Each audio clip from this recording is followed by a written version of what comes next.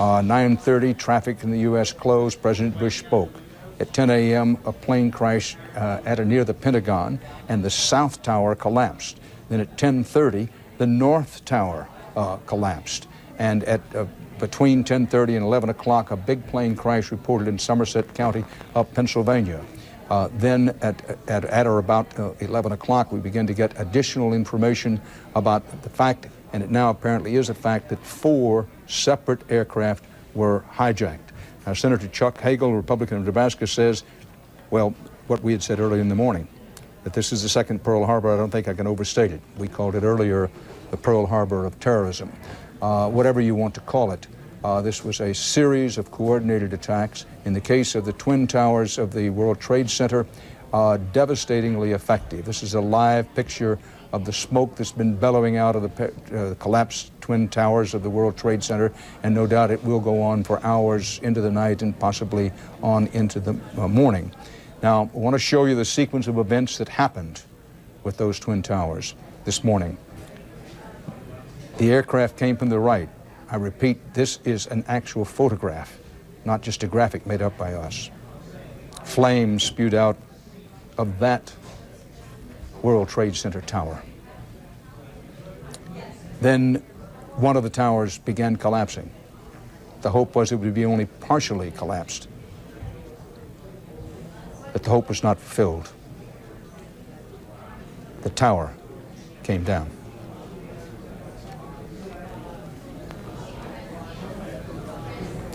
And then as that awful fact was being absorbed, the second World Trade Center collapsed.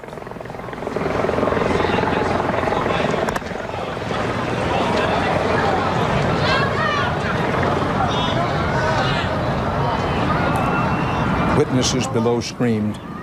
Some were caught in the avalanche of cascading debris, concrete and steel.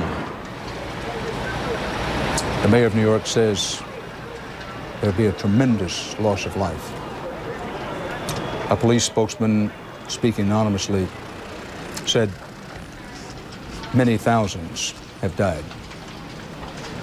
In Washington, where the Pentagon, an aircraft came down at or near the Pentagon. Another aircraft reported crashing near Camp David, the presidential retreat. There's some doubt about what the facts are in that situation. To get a live picture at the Pentagon now, to sort out some of what's happened in Washington, we go to CBS News correspondent Bob Orr. Bob?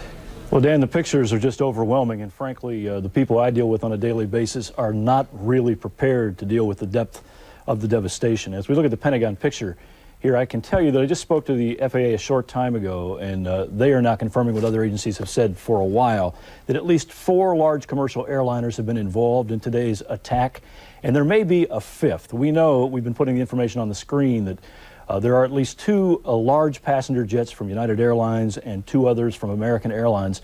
And to give people a firm grasp of this, each of these planes, as you see the flights now listed on the screen, each of these planes is the equivalent of a flying bomb. These are large airplanes, 757s, 767s. There's a terrible human component here.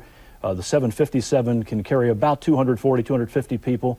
The 767, depending on the configuration, even more than that. So we're talking about the possibility of 800 to 1,000 people just on the airplanes. Each of the airplanes also is heavily loaded with fuel. I don't know, because we don't have the manifest, how much fuel was on each plane, but it's a reasonable guess. It could be 15,000 pounds, maybe 20,000 pounds. There's a tremendous heat source, a tremendous force, and you can imagine, and we saw in the pictures, just how devastating that is.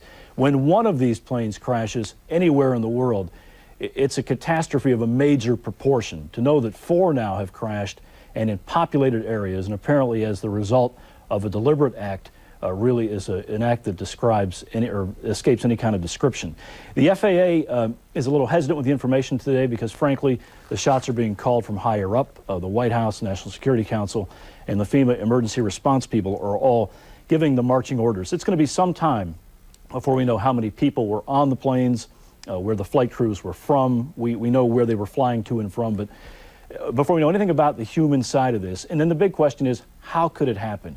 How could presumably terrorists of any sort, hijackers, take over 4 commercial airline planes all in a very, very compacted period of time. It's an indictment of the Federal Aviation Administration's security system, and it is one that will have far-reaching implications. And beyond that, Dan, it's now also shutting down the entire aviation system. It seems to be a secondary point when we're talking about devastation this large and the number of lives that obviously have been lost. But for the first time in the nation's history, the entire commercial aviation system is shut down. And in speaking to a couple of authorities this morning, I'm not all that certain it will be up and running again tomorrow. So this has really hit at the heart of America, at the heart of our infrastructure, and has paralyzed a system that, frankly, many people thought was impenetrable. Dan?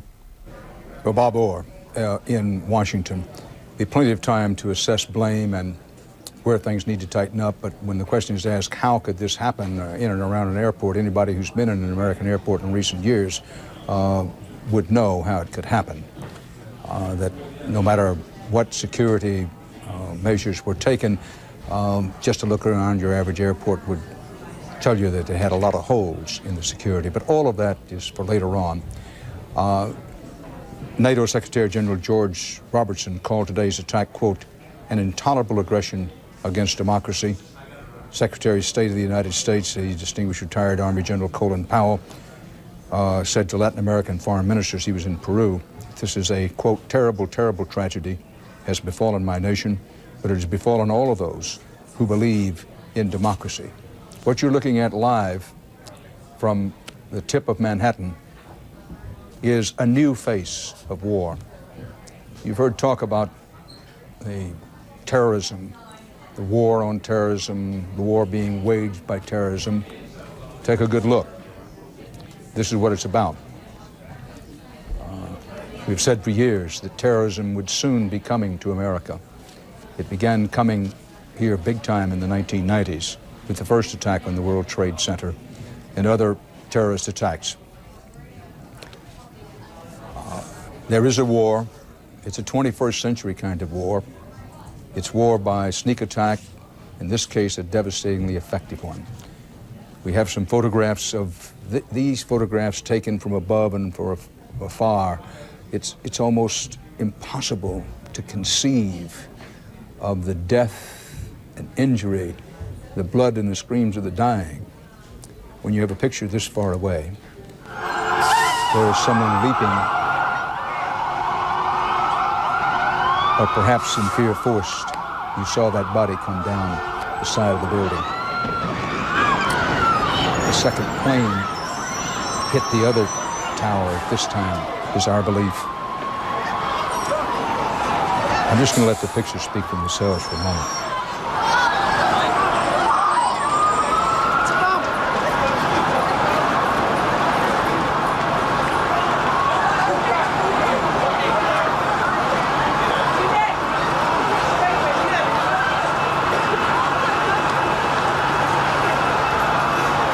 Eerie, Dante-esque scenes such as this repeated over and over again this morning.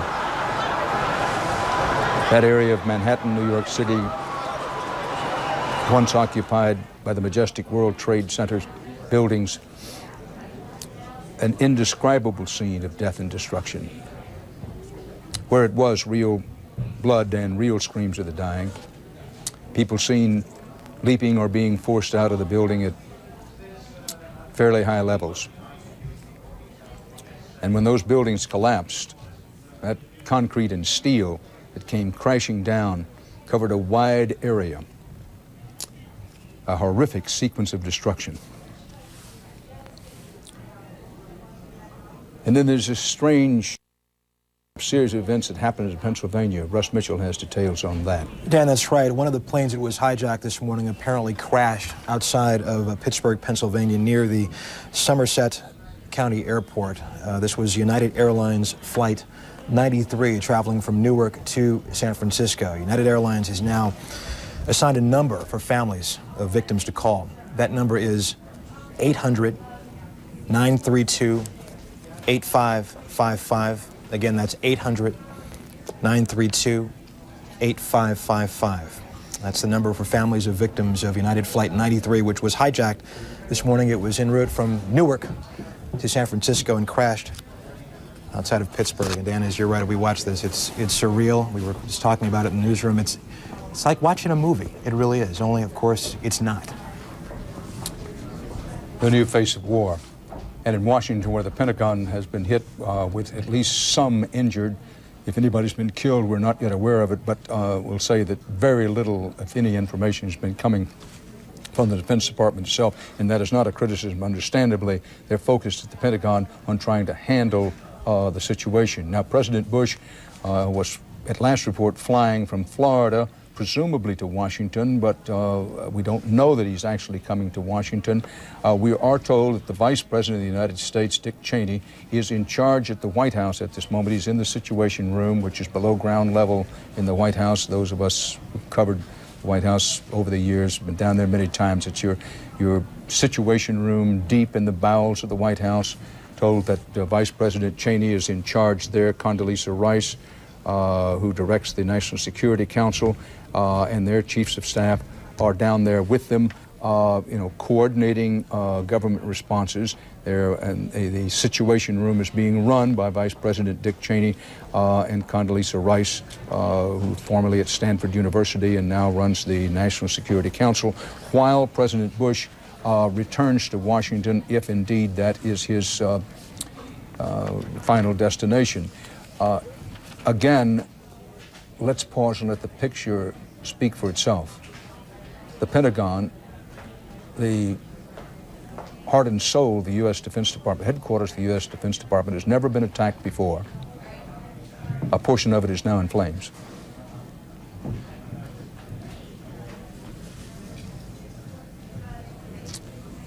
We go to Bob Schieffer, our chief Washington correspondent. Bob. Well, Dan, to give you some sense of just how big that explosion was at the Pentagon. Now, I'm about a block north of the White House, some miles from the Pentagon, but as you look over my shoulder and look directly across the old executive office building, you can see there are still these huge clouds of smoke billowing out of the Pentagon. This was no small explosion. It can be seen literally from miles. Dan, I must say, if there is one thing you can say for America and the American people, they come together in times of crisis like this. Just now, we got a joint statement from the Republican and Democratic leaders in the Congress. I want to read to you what they said. They said, quote, and this is Tom Daschle and Trent Lott speaking in one voice today, not two voices, speaking in one voice. They say, we are outraged at this cowardly attack. Our prayers are with the families of the victims. We are strongly behind the president. The full resources of the United States government will be brought to bear to protect the American people, and perhaps the most important part of this, and to track down and punish the perpetrators of this attack. This is being seen on Capitol Hill as another Pearl Harbor. John Warner, the ranking Republican on the Armed Services Committee, said just that. Chuck Hagel, another very influential senator on defense matters, said today America has been forever changed. Behind me, Dan, we can look back over to the White House here. Really, this whole part of Washington has been shut down, and no one is being allowed into this area. The only people that we can see between here and all the way out to National Airport are the snipers and the security people who are on top of the White House itself. These are the people who come out when the security alert goes up, the only people you can see. But the eerie part of all of this is when you get a block or so to either side of this area that has been closed down because no one's being allowed around the Washington Monument, no one's being allowed around the Jefferson Memorial.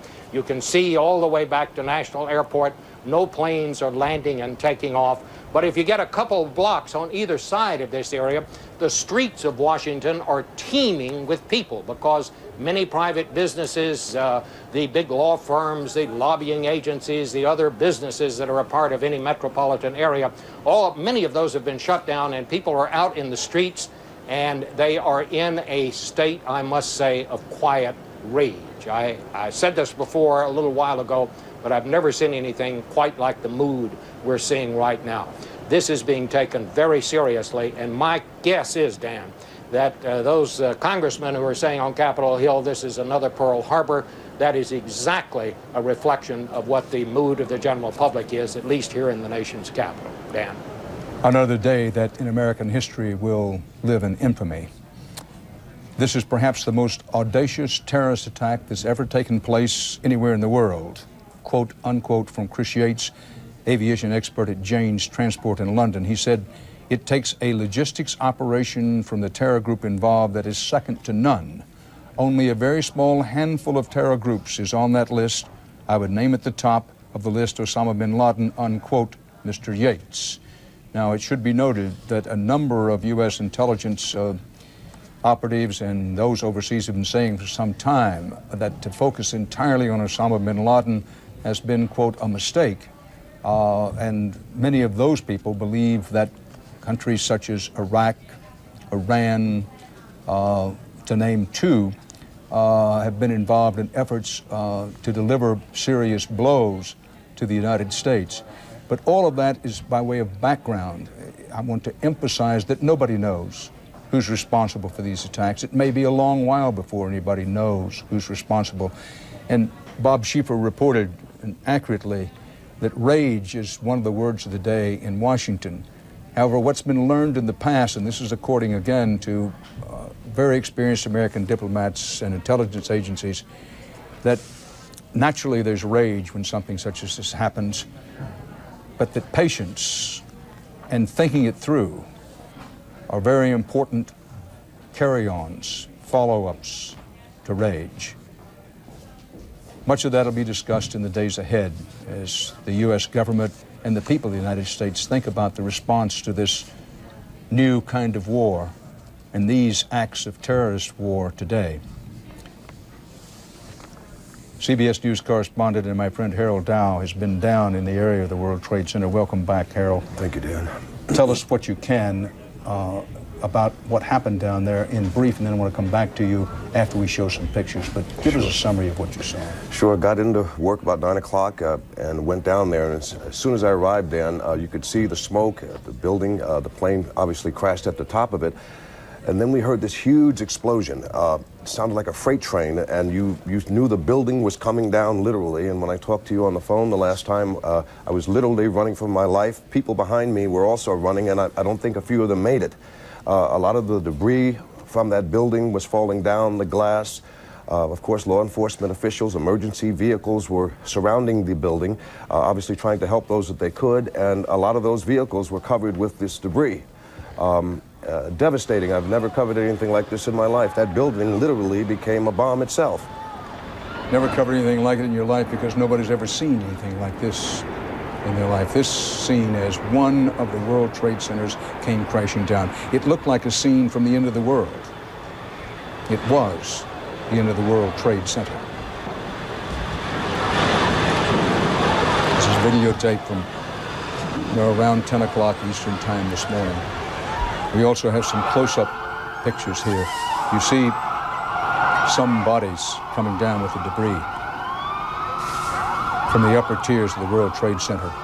Just in from New York City, the National Guard has been called out to help with the situation in New York City. No surprise there. With a situation such as this, you have a tremendous New York City Police Department and an equally tremendous New York City Fire Department, among the best in the world. But in this kind of situation, backup is needed. And backup is on the way in the form of the National Guard, which has been called out as a precautionary measure and also to help. But again, let's stop talking and let you watch and absorb these scenes from earlier this morning.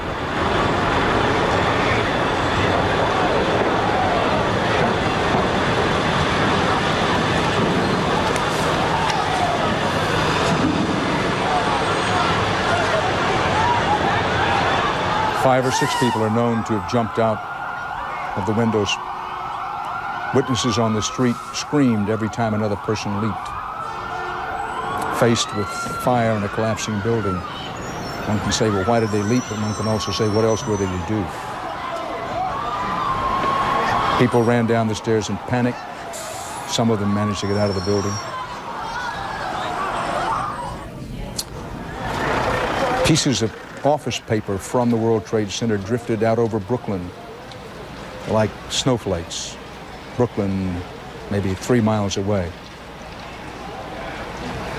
Harold Dow was there, and again we bring him in live from our studio to describe what it was like on the ground after this tremendous steel concrete avalanche came down. Harold? Well, Dan, a lot of the people that I was running with were angry. They want the person or people responsible for this brought to justice. They were very angry about what happened and the fact that they had loved ones and people they worked with in those buildings. It's just a devastating scene. I know that the last time that these towers were hit, it was done with a truck laden with bombs. This time it was by air. No one had a chance to do anything to save themselves. And once that thing started coming down, there was literally nothing you could do. The smoke, the ashes, you couldn't see. You didn't know which way was uptown, which way was downtown. Difficult situation to be in. In addition to the two World Trade Centers, each hit by an aircraft, and then there were subsequent explosions. Hard to know whether these were explosions planted in the building, I mean, who knows, or touched off by the crash of the planes. But the fact that both of the World Trade Center buildings collapsed would indicate it's certainly going to be a prima facie case to some that there were perhaps pre-positioning of explosions. Yes, this is speculative, but what else can one come up with when you say both of these towers collapsing? One hijacked airliner, we know, was one of the planes. The other plane, there's a widespread belief that it was a hijacked airliner, but no one knows that for sure. And then, and it's clearing up a little bit what happened at the Pentagon. There's a helicopter pad at the Pentagon, and that's where an aircraft of some description crashed into that helicopter pad right adjacent to the Pentagon and then spread destruction inside the Pentagon itself. We have no indication of loss of life in the Pentagon, whether there's been any. We did see some injured people early on. As for the World Trade Center situation, Harold Dow, the mayor of New York has said that the loss of life would be tremendous once we know. A New York City police spokesman who did not want to be identified said that the loss of life would be in the many thousands. There's no reason to doubt that whatsoever. None at all, Dan. And I guess a lot of questions. If the planes were indeed hijacked, how did they get the weapons on the plane going through the security that we have at the airports? A lot of questions that will have to be answered. Well, again, anybody who's been in an American airport at a time recently knows that how that happens is that many of the people who are supposed to be part of the security are napping. No one wants to say that, no one has wanted to say it, but here's a day in which, what else can you say? The alleged supposed security at our airports had holes that terrorists could literally drive trucks through. We've all known that for some time. That's not to assess blame on anyone. This is not a day for the blame game in any direction. It's a day to think about those people killed and injured in this cowardly, sneak but devastatingly effective attack, and the families of those people.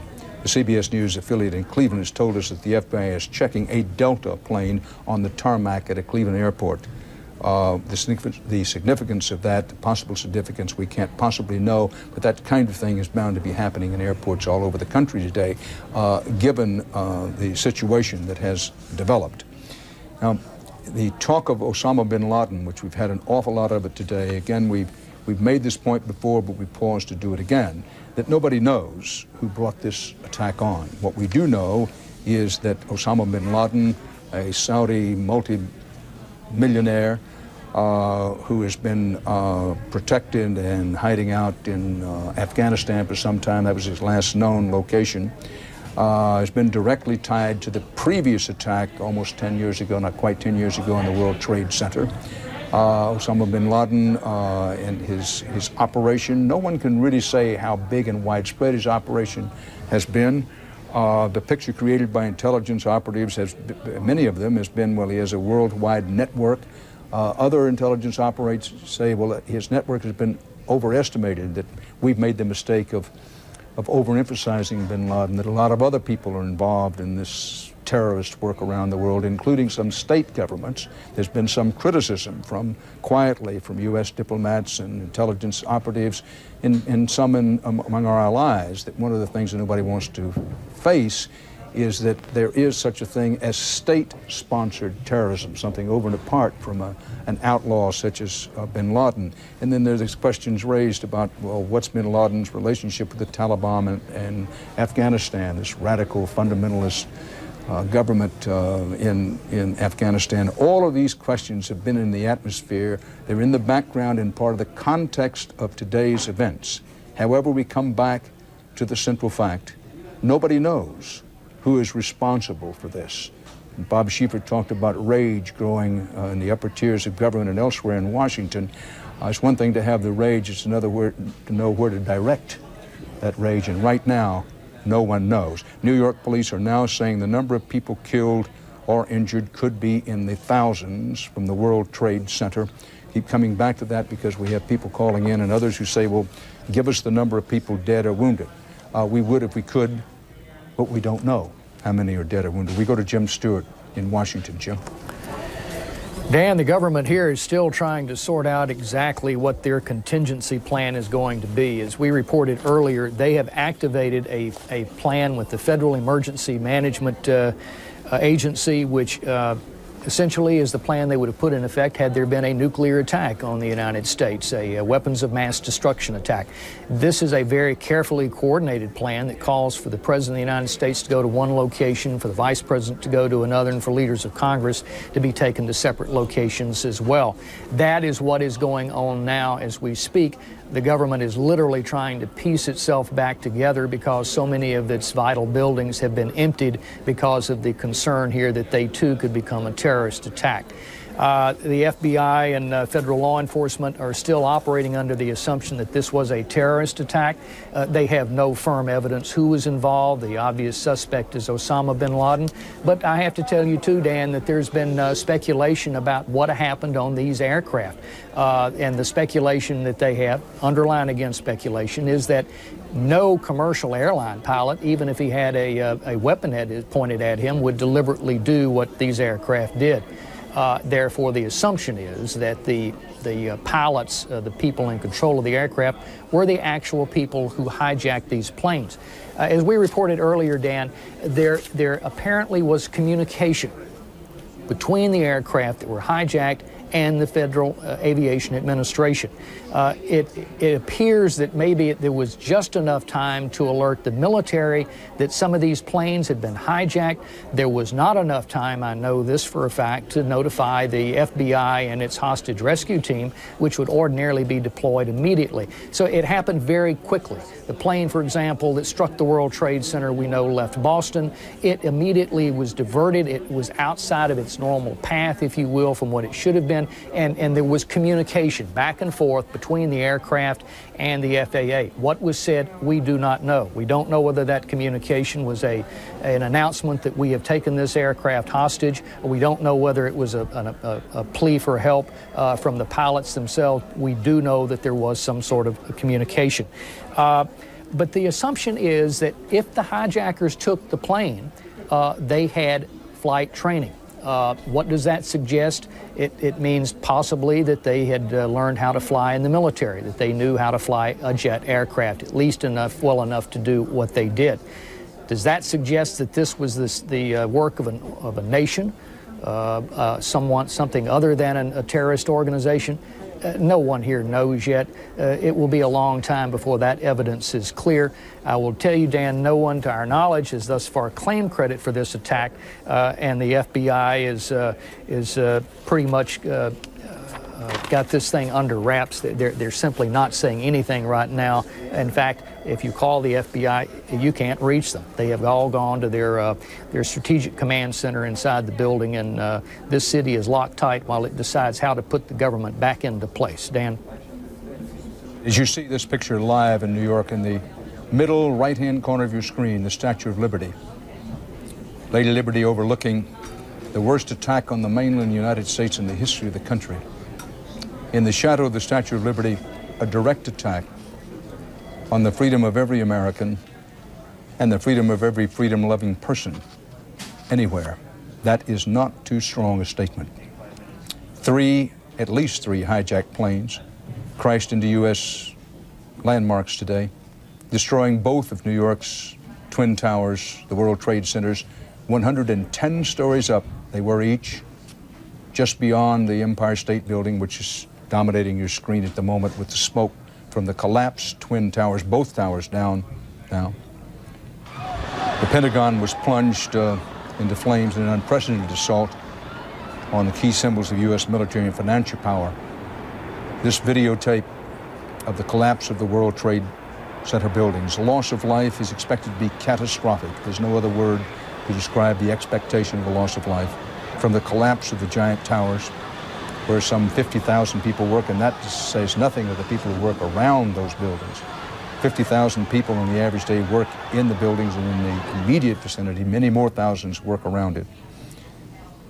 The two 110-story buildings collapsed one at a time in a huge cloud of smoke and fire about 2 hours after the initial impacts. Those of you who have been with us know this, those who joined may not. First, one airplane hit one tower, then incredibly, inconceivably, almost unbelievably, another airplane hit the other tower. President Bush has called the deliberate aerial assaults, quote, an apparent terrorist attack. He has, of course, ordered full-scale investigation. The president, last report, was flying from Florida, where he was on a visit, back to an unknown destination. There certainly is a school of thought in Washington that runs he should return immediately to the White House, the symbol of stability and all that we hold dear, and walk right into the White House and take command there. Another school of thought is, well, that may not be such a good idea. We'll see where he goes. In the meantime, Vice President Dick Cheney is in charge at the White House in the Situation Room. New York Mayor Rudolph Giuliani said there has been, quote, a horrendous number of lives lost in the assault on this city. These are the worst attacks on the U.S. mainland in modern history.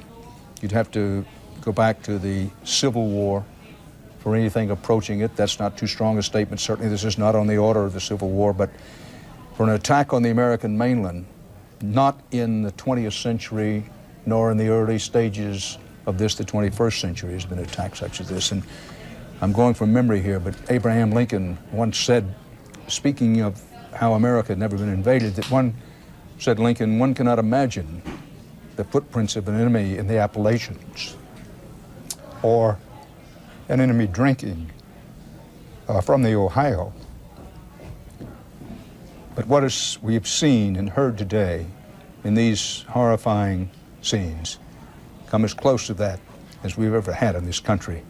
Palestinians in the occupied West Bank and gunmen at refugee camps in Lebanon are reported to have fired in the air to celebrate news of the attacks.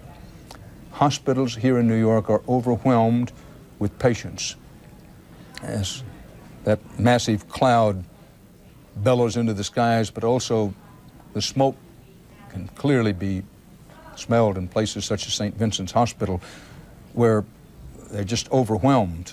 Hundreds of people are burned from head to toe, according to Dr. Stephen Stern at St. Vincent's Hospital in the Greenwich Village neighborhood of Lower Manhattan. The whole of Lower Manhattan is coated with a half-inch of dust. Lee Cowan is live in that tip of Manhattan now covered by smoke. Lee? Hi, Dan. Perhaps a firefighter summed this up really the best way. He said that, frankly, you're looking at ghosts down here. What his fear is that the command post, at least the first command post that was set up after the first explosion, was just to the west of the North Tower. And what he fears now is that they were right in the line as that building collapsed some hour and a half ago. Now, he said those are some of the best, some of the brightest folks that know exactly how to work this kind of search and rescue effort, some of the logistics, who to put where and why, and he hasn't heard from them since. That's what he's worried about the most. Excuse me. We talked to the building manager of the World Trade Center just a short while ago. He said while he was on his floor trying to evacuate people, he got out of the building about a second before it collapsed. He said just on the floor that he was trying to evacuate people on, there were hundreds and hundreds of people trapped as it collapsed. He barely got out. He doused the people inside, made it much any better than he did. We talked to a person just a short while ago who said he actually tried to run into the building. Didn't work there, was passing by, trying to rescue as many people as he could. He's now been taken to the hospital because he has some injuries with his lungs. A lot of stories like that out here, Dan, that we're hearing. People going in, trying to do their best, but at this point, there seems like there's so little left of the building. We can't get much closer now than about a block away, which is where we were about 5 minutes ago. But clearly, everybody here is worried exactly what's going to be found, excuse me, underneath the rubble when they get down there, Dan. Yeah. Lee Cowan, where the smoke permeates the air. A horrendous act of terror has, in a matter of minutes, changed the most famous skyline in the world. No one will ever look at this skyline again in exactly the same way. These attacks have forced evacuation of all government buildings in Washington, including the White House and other tall buildings across the country. And we're told to say the evacuation of the White House. We're told that Vice President Cheney with Condoleezza Rice, who's head of the National Security Council, are in the Situation Room of the White House, which has its own special security. Cell phone communications on the East Coast have been severely interrupted, and you are urged not to make cell phone calls, particularly unless you absolutely have to. All commercial aircraft have been grounded in the United States. We were told earlier that Canada had ordered a grounding of aircraft in Canada. The New York City primary election for mayor was called off today. Stock markets are closed. World leaders are expressing shock and horror. Foreign financial markets fell sharply on news of these attacks. The key London investment index plummeted a little over 5%. Oil prices went up by 3%. U.S. markets were closed. Go back to Harold Dow as we look at these scenes from Lower Manhattan. Harold, the bravery, the heroism of the police and firemen who plunged into this extremely dangerous situation needs to be noted. Well, there's no question, Dan. When I arrived on the scene, I ran into one of the police officers that I knew there, Cliff Hollingsworth. He was trying to get me to some areas, and I know when the building started coming down, he ran in one direction and I ran in the other. But these firemen, these rescue people who were there, these men and women came in to help try to save lives. And I suppose they were looking for other explosions, but I don't think anyone thought at that point that this tremendous building would come crashing down so quickly.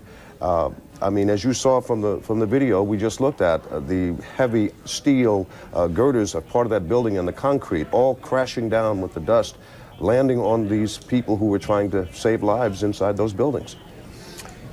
And we've noted before the distinct possibility that there may still be people trapped inside the debris of these collapsed buildings. That we'll have to see. Now, this just in, President Bush, we're now told, is to make a statement. This would be his second statement of the day from Barksdale Air Force Base in Louisiana. Now, that's, at Shreveport, Louisiana. Now, if you're asking, well, we thought the president was flying back to Washington from Florida. That was the widespread assumption, but assumption is the mother of a lot of erroneous reporting. And in this case, the assumption proved to be incorrect because the president, for reasons not yet explained, but no doubt will be explained, flew from Florida to Barksdale Air Force Base outside Shreveport, Louisiana, and we're told that the president will make a statement from Barksdale Air Force Base shortly. We, of course, will carry that as part of our continuing CBS News live coverage. Dan Rather at CBS News World Headquarters in New York with one of our most experienced and distinguished correspondents, Harold Dow, who was on scene down in the Wall Street area, came back here covered with soot, debris, smoke. We could not get a remote unit down in that part of the city to broadcast. Wouldn't have been a good idea to do it even if we could in retrospect. And Harold has come back to fill us in with eyewitness reports. We had Carol Marine came in earlier with moving and detailed, accurate eyewitness reports. As we contemplate all that, we go to Bob Orr in Washington with more information. Bob? Yeah, Dan, we're getting some of the first official numbers in now from the airlines involved and from the FAA. United Airlines now is telling us on the two airplanes involved in the attack that were United jets, one being a 757 and the other a 767, there were 45 people on the flight from Newark to San Francisco. 45 people, total of passengers, pilots, and flight attendants. And on the 767 United flight, which left Boston bound for Los Angeles, we now understand there were 65 people on board that airplane. Now, the two American flights, and this information I will tell you comes from the Associated Press. American Flight 77, which was Dulles to Los Angeles, we now believe had 64 people on board, and the 767 from Boston to Los Angeles had 92 people on board. These were large airplanes capable of carrying more than that, but that is still a significant loss of life. In addition, the FAA has just told us a short time ago that there is now somewhat of a new concern. There are 22, we should say at least 22, international flights still in the air at this moment bound for the United States. There was some question about what should be done with those flights. The New York airspace is closed. The Washington airports are closed. Apparently now a decision has been made to allow the international flights to land. We're not sure exactly where.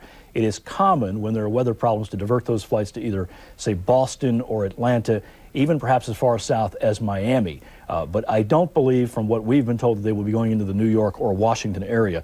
In addition, there are also 50 domestic airline flights that are still in the air. These are planes that took off this morning during peak rush hour times and who literally were caught in the air when this terrorism attack unfolded.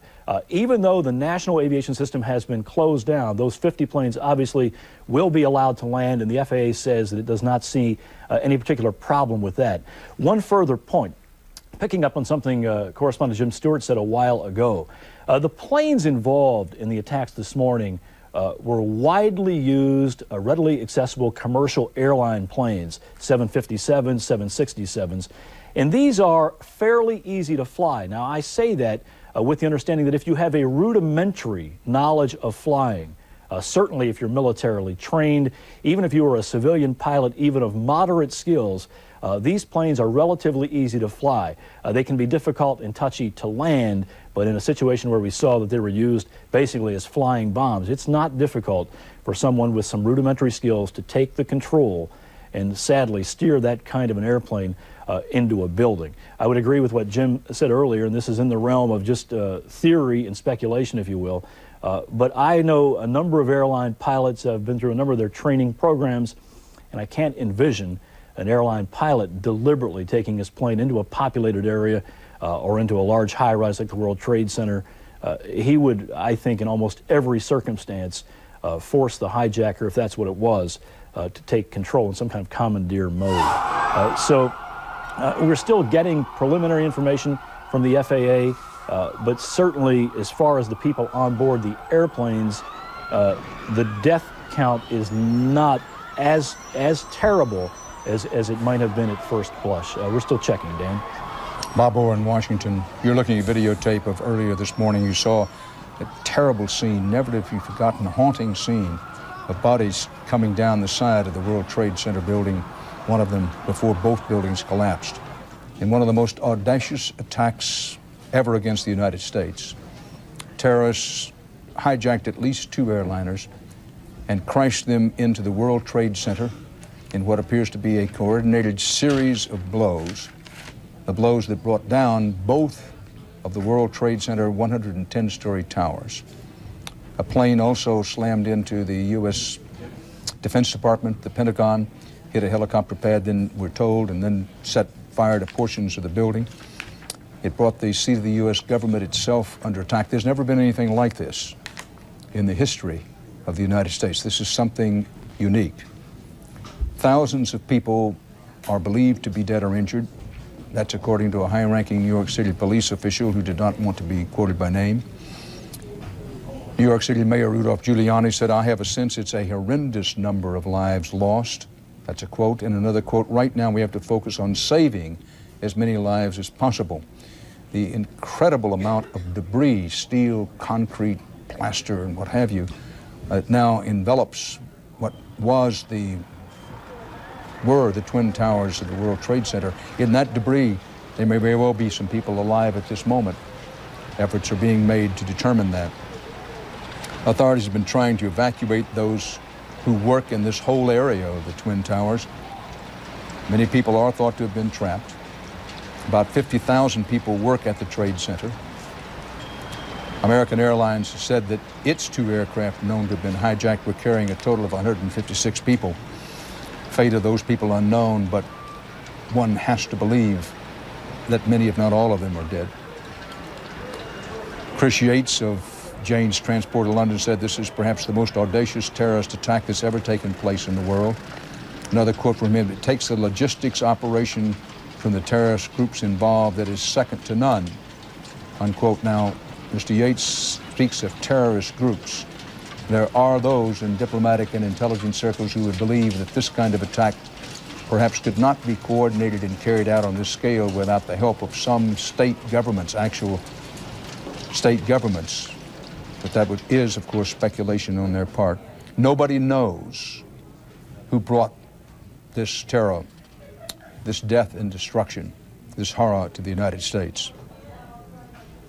President Bush has ordered a full-scale investigation. By the way, we're told that the president will be speaking on videotape from a videotape made at Barksdale Air Force Base outside Shreveport, Louisiana. This is an unexplained situation, but understandably, the government doesn't want to explain everything they're doing and all the whereabouts of the president. The president was known to be in Florida earlier in the day. Then we got the report that he'd be speaking from Barksdale Air Force Base. Then we were told, well, he'd be speaking on videotape. To sort some of this out, our White House correspondent John Roberts is in Washington. John? And was because, frankly, it just was not safe here, or even if it was safe, the Secret Service could not be assured of the president's safety. When I came into the White House this morning, the Secret Service at that point had not declared an alert, and within about 5 or 10 minutes of my arrival, suddenly they were evacuating the grounds, and then they decided to go beyond that and evacuate the building itself. After the twin attacks on the Twin Towers of the World Trade Center in New York City, there had not been a national alert declared, but just about the time that I walked in the gate of the White House this morning, that other explosion occurred at the Pentagon, and that's when the Secret Service said, this is very serious. We're targeted here in Washington. We have to get everyone out. Now, the Vice President and his staff, who were in the building at the time, were evacuated. They have been taken to an undisclosed location. We understand that the Vice President is with his wife, Lynn Cheney, as well. Louis Libby, his Chief of Staff, is with him, and Condoleezza Rice, the National Security Advisor. They have established an off-campus situation room. There is a situation room, Dan, as you know, in the basement of the White House, in which the leaders of the National Security Council and the military meet anytime there is a potential for a national emergency, or anytime that there is a serious threat against American interests abroad.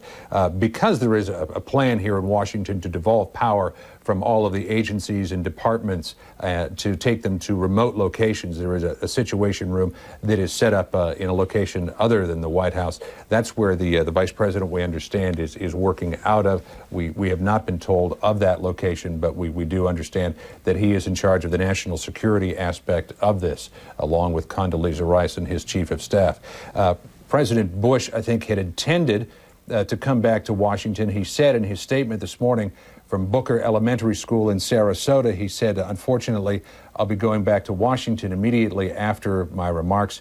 But obviously, the Secret Service believed that it was not safe for him to come back to the White House, not safe for anyone, even at this point, to be within blocks of the White House. They have an immense cordon around that historic building, Dan. And one of the so-called doomsday aircraft, one of those 747s that had been dispatched to fly around the country as a command and control center in the event of nuclear war, in fact, had established a secure air corridor over Washington, and we saw a couple of F-16s flying over the area as well, just in case one of these aircraft may have been headed for the White House. I mean, they had to figure that if the Pentagon had been targeted, that one of those aircraft, not saying that it might be the one that went to Pittsburgh or not, but one of those aircraft could well have been targeted at the White House, and there just are not the defenses on hand at the White House, at least as I understand it, to knock something like a 757 out of the sky. So, Dan, this area is still not seen as safe. That's why the president is in Louisiana. We'll be hearing from him shortly from Barksdale Air Force Base. Dan? And we're told, to repeat for emphasis, John Roberts, that the president will be on videotape from Barksdale Air Force Base. Certainly there will be those from the Hate America centers who will take some satisfaction in that the President of the United States cannot return to the White House immediately. On the other hand, the Secret Service and other agencies in matters such as this understandably want to be super safe, super cautious, and that's what they're doing under these circumstances. This is an unprecedented attack on American institutions, on the American people, on our own home ground, unprecedented, never happened in this scale in the 20th century, never has happened in the 21st century. This scene from ground level in New York, the World Trade Center area, shows you what the conditions there are. And Russ Mitchell is here with more details about New York hospitals being overwhelmed with the casualties. Russ? That is correct, Dan. New York Mayor Rudolph Giuliani says right now the city is utilizing some 50 hospitals in the area, and that's expected to climb to 100 hospitals by the end of the day. He is also urging residents to leave Lower Manhattan, the area where the World Trade Center towers were. Strange to say that, but where they were. As you have said several times today, Dan, all of New York is about on fire, but downtown Manhattan is awful chaotic, and complicating this situation is all subway service in Manhattan has been suspended. Subways, the way many people, millions of New Yorkers get to work every day, that subway service has been suspended. Therefore, people are being urged to evacuate Lower Manhattan. Another concern that city officials have is many police officers and firefighters are believed to have been injured in the blast downtown this morning. And beyond New York, the U.S.-Mexico border has been closed, and the U.S.-Canada border has been closed as well. Russ Mitchell. Authorities in Washington immediately after the Pentagon was hit began deploying troops, including an infantry regiment. This is a precaution.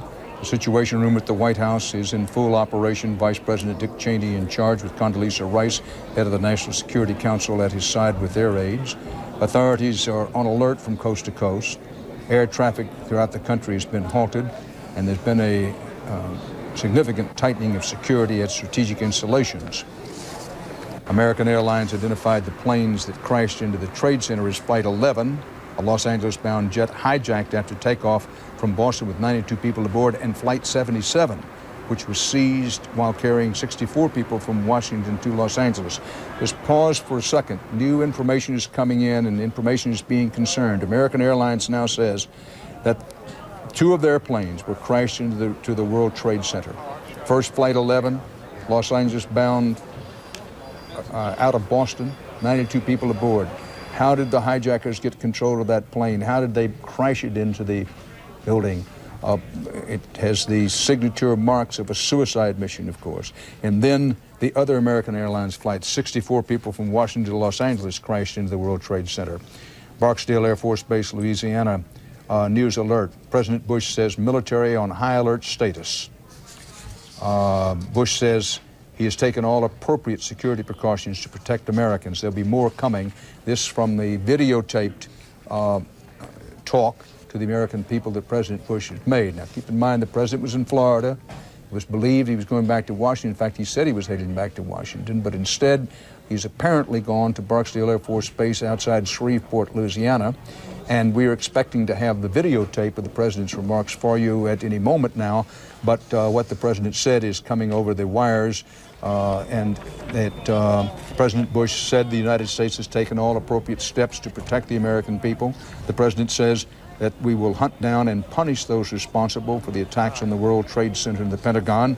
If you're saying to yourself, well, I've heard at least one American president say that before, you are correct. That President Clinton said that after the first attack on the World Trade Center and after the attacks on the American embassies in Africa, and indeed after the attacks on the American embassies in Africa, a twin strike by cruise ballistic missiles, 2 strikes, one launched in Afghanistan and another to Sudan, were taken after in 1998 after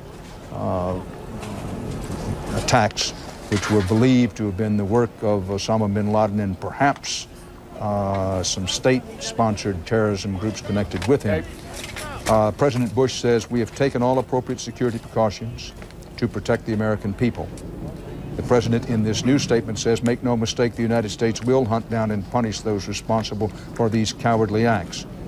The president of the United States says the U.S. military has been put on what he calls high alert status.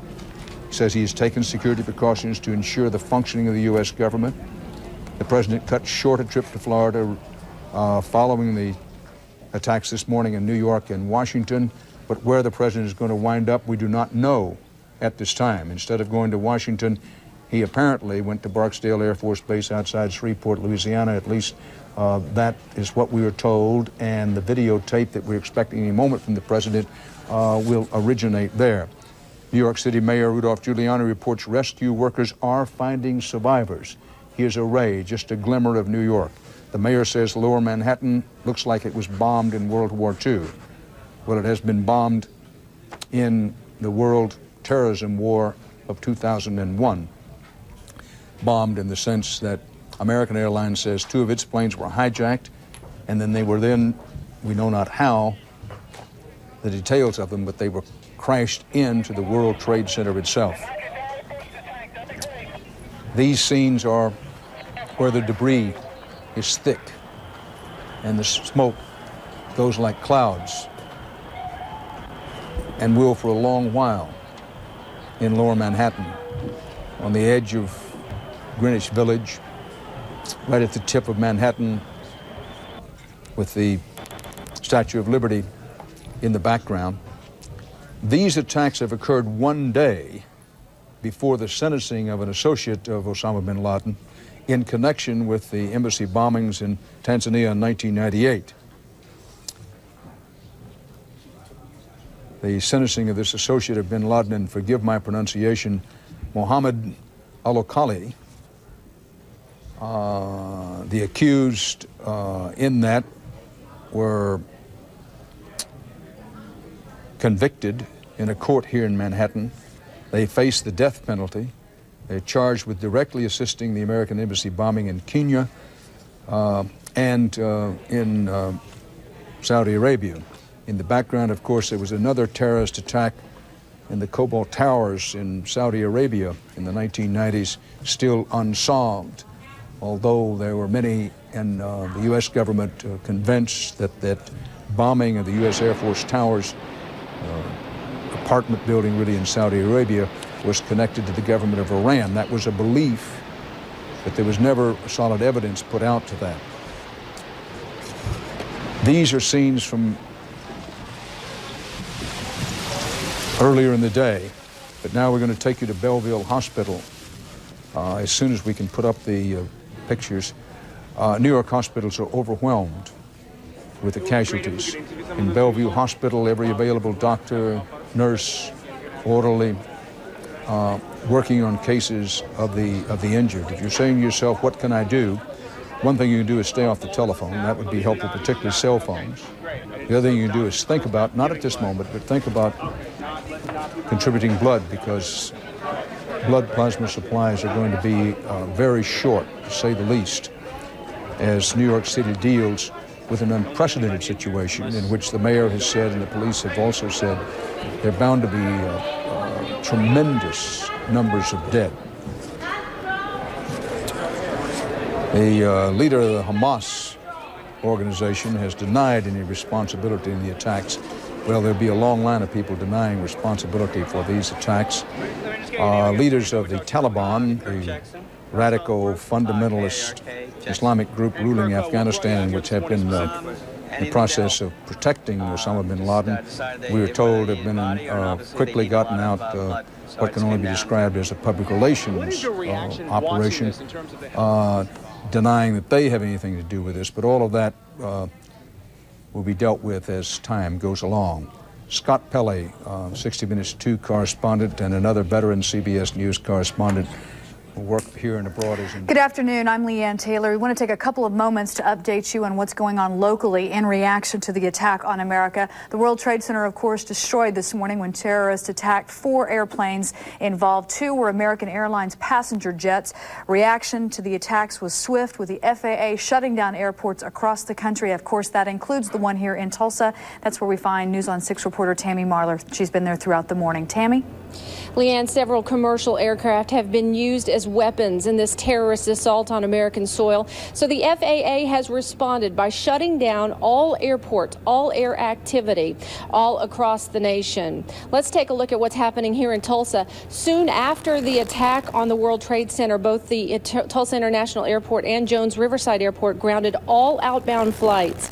We're told 12 flights scheduled for other destinations landed here in Tulsa, and passengers are scrambling for rental cars and hotel rooms for the first time in the nation's history.